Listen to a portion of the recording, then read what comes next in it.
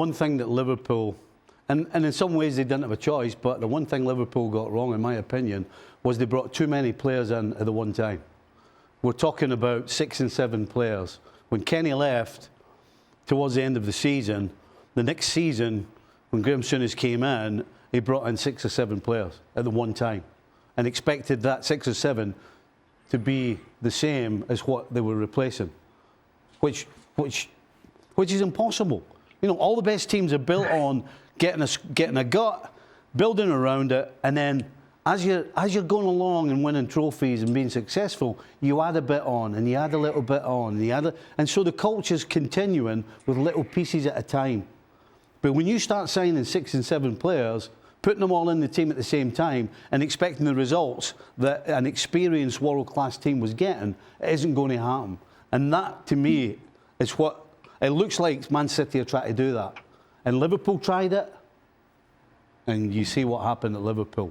Now, Mark, obviously we will be hearing soon the outcome of the 115 charges against Manchester City. So if I'm to put that aside, and we're just to forget about that right now and imagine that it's just purely football-wise we're talking right now. Last night, there was a question on Extra Time as to actually how many players were needed to actually change things as they are right now at Manchester City.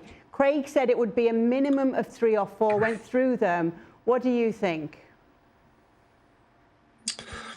Well, Rodri will be back at the start of next season, so that would be like a new signing. They've really missed Rodri, but Nico Gonzalez, who's come in, has already looked like he's shown flashes against Newcastle at the weekend that he's much better than what they had in terms of Gundogan and the players around him. So you could already say they maybe addressed the midfield area in that position. I think defensively they've already added 2 defenders during the window in Kujanov and Reis. So they need a left back. I think that's definitely they need a left back. They probably need somebody to replace De Bruyne. They're looking at Florian Wirtz at Bayer Leverkusen. I think it would be a perfect replacement for Bernardo Silva. So I do think that if City get 3, maybe 4 players in, don't forget they added 4 in January as well. I think 3 would probably get them back to where they want to be in terms of being competitive. But there are a lot of players that need to go. I mean, we went through the list, didn't we? Stones, Gundogan, De Bruyne, Grealish. Walker's gone, that's 5. Edison might go, so that's 6. So, if 6 leave, 4 might not be enough. So it's going to take a bit of work, but I do think City have still got a lot of promise there. They've got Oscar Bob, who's a promising young kid, as well. He'll be back from injury soon. So it looks really bad at the moment, but I do think there are mitigating factors in the sense that a lot of the players had a really long summer. They didn't have a break. Phil Foden came back, wasn't fit, has been struggling all season.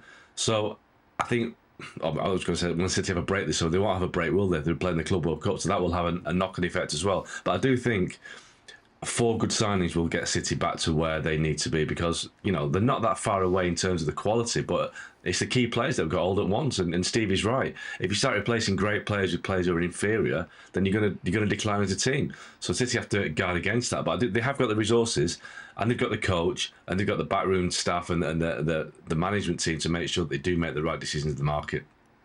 Obviously, it's taken a bit of time for Real Madrid to click this season, but we're seeing it now, Stevie. What did you make of their performance yesterday?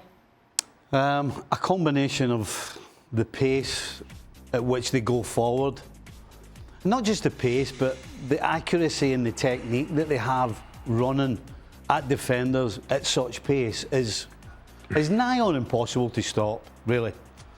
If this Real Madrid team, this forward line, or this front 4 in particular, makes better decisions in the final third, they're scoring a bagload of goals right now. They're going to score even more, because that's the only thing that's stopping them annihilating a lot of teams, particularly in the Champions League. That final decision, if they get that right, I don't care what defence you put in front of them, they're going to undo it.